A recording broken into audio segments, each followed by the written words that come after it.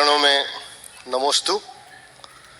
महाराज श्री एक ज्वलंत जिज्ञासा है, हजारों साल का इतिहास है कि जैन लोगों ने कभी अन्य तीर्थों पे अधिकार नहीं किया।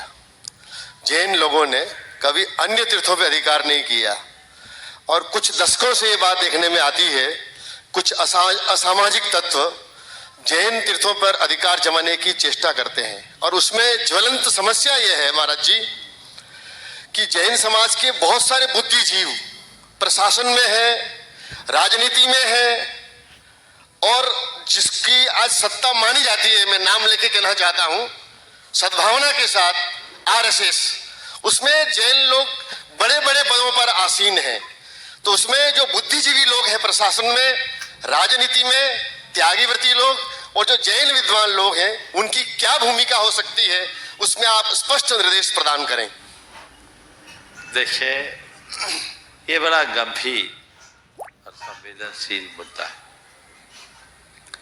हमें इस तरह की परिस्थितियों के प्रति बहुत जागरूक और सतर्क होने की जरूरत है। ये बहुत ही दुख और क्षोभ का विषय है कि हमारे धर्मायतन, जो हमारे प्राण हैं, उन पर आक्रमण हो रहे हैं, उन पर लोगों की कुदृष्टियां पड़ रही। हमें इसे दूर करना चाहिए और इसमें जो भी जिस क्षेत्र में रहने वाले लोग हैं, उनको हर स्तर से अपने प्रभाव का प्रयोग करना चाहिए।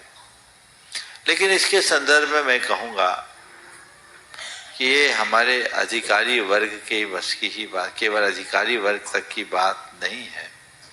इसमें समग्र समाज के अंदर एक चेतना की जरूरत है।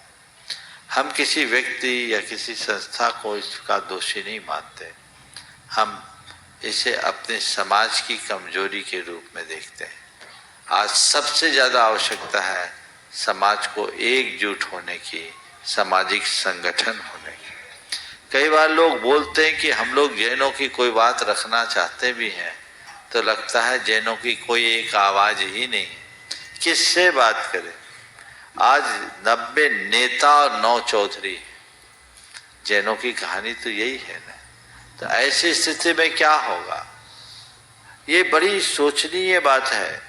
समाज को एक मत से अपने मुद्दे तय करनी चाहिए। और एक सलाह पुनः मैं दूंगा कि इन सब गंभीर मुद्दों को मीडिया के माध्यम से ठीक करना उचित नहीं है, संभव भी नहीं है।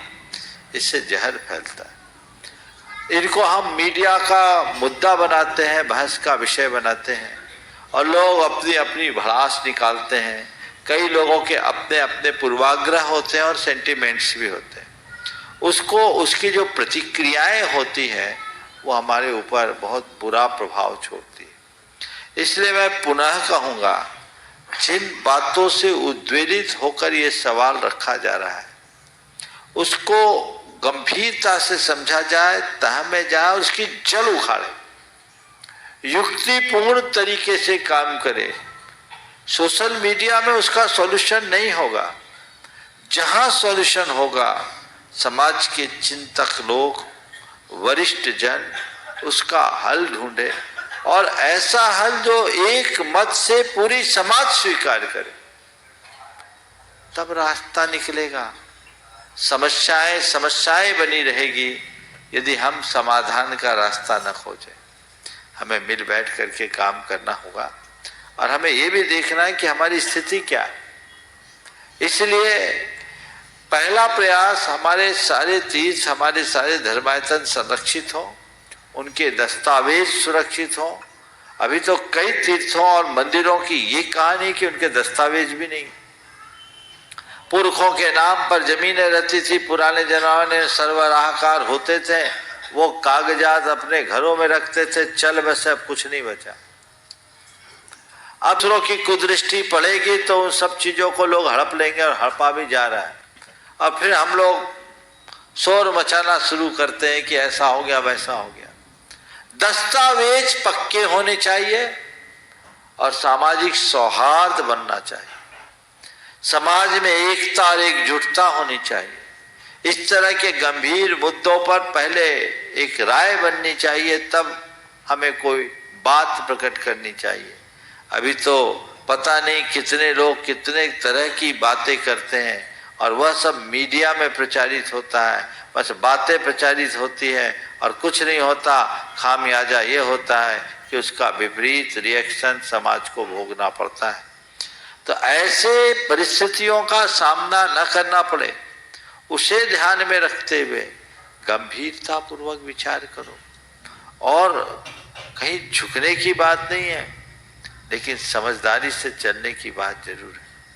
हम ये नहीं कहते कि आप एकदम सरेंडर हो जाओ, हम ये भी नहीं कहते कि आप अपनी आवाज मत उठाओ, पर मैं इतना ही कहना चाहता हूं, अपनी आवाज सही तरीके से उठाओ और सही जगह पर उठाओ।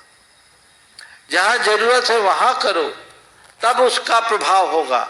बाकी इस तरह की बातें करने का कोई अब तक तो परिणाम नहीं निकला और न ही मुझे कुछ दिखता है कि इसका कोई परिणाम निकलेगा।